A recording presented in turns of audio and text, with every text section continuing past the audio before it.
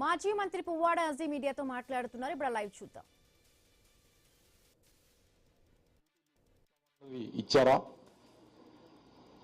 విద్యార్థులకి 5 లక్షల వరకు రుణ సాయం ఇస్తానన్నది ఇచ్చారా? ఎస్సీలకి దళిత బంధు, ఇదేం దళిత బంధు, మేము 12 లక్షలు ఇస్తానన్నాం, ఇచ్చారా? కౌలు రైతులకి రైతు భరోసా ఇచ్చారా? లేదా రైతు కూలీలకి సంవత్సరానికి 12,000 రూపాయలు ఇస్తానన్నది ఇచ్చారా?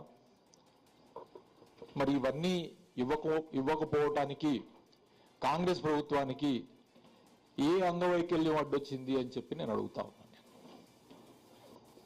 రేవంత్ రెడ్డి గారి సర్కార్కి ఆ రోజున మీరు గ్యారంటీ కార్డులు రాసి మీరు స్టాంప్ పేపర్ల మీద సంతకాలు పెట్టడానికి వచ్చిన చేతులు ఇవాళ ఎందుకు రావటం లేదు? ఏమయ్యే చేతులు పడిపోయినాయా అని నేను అడుగుతా.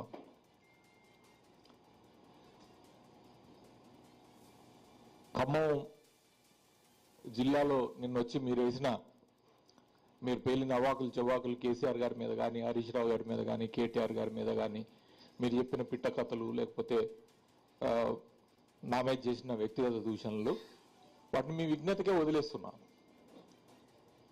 ఎందుకంటే ఒక వ్యక్తి ఒక పతాక స్థాయికి చేరిన తర్వాత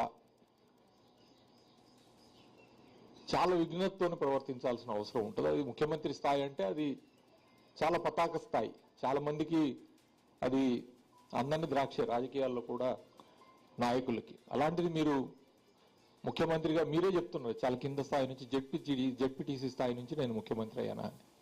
మరి జెడ్పీటీ స్థాయి నుంచి మీరు ముఖ్యమంత్రిగా అయిన సందర్భంలో మీరు ఆ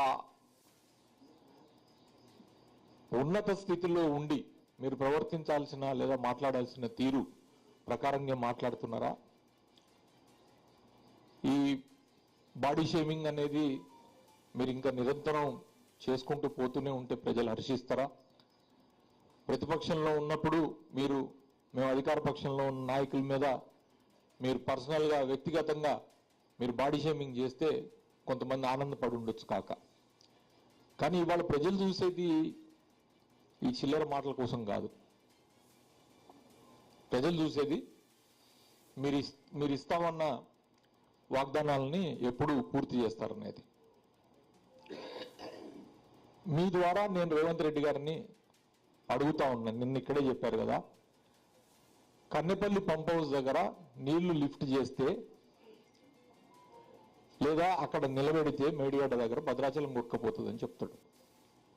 నేను మంత్రిగా ఉండి ఇదే ఒంటికన్నుతో నువ్వన్న నా లిమిటేషన్తోనే 25 లక్షల క్యూసెక్కుల నీళ్లు వచ్చినా కూడా ఒక్క ప్రాణం కూడా పోకుండా మేడిగడ్డ నుంచి భద్రాచలం దాటిన వరకు, ధవళేశ్వరం వెళ్ళేదాని వరకు 25 లక్షల క్యూసెక్కుల నీరు కంటిన్యూస్గా మీరు చూశారు మిత్రులారు. నేను అక్కడే ఉన్నా 2022 సంవత్సరంలో. 2023 సంవత్సరంలో కూడా 16-17 లక్షల దాకా క్యూసెక్కుల దాకా వచ్చింది. గోదావరి జలాలు రాలేదా? గోదావరి జలాలు 25 లక్షల క్యూసెక్లు భద్రాచలం క్రాస్ అయిపోలేదా? భద్రాచలం కొట్టుకుపోయిందా? ఇప్పుడు అక్కడ 1,00,000 క్యూసెక్లు కూడా లేదు కదా, దాదాపు ఉంటే 1,00,000 క్యూసెక్లే. వాటిని ఎత్తిపోసి ఉత్తర తెలంగాణకు సంబంధించిన వరప్రదాయని కాళేశ్వరం, ఆ రైతుల ఆకాంక్షలు నెరవేర్చండి.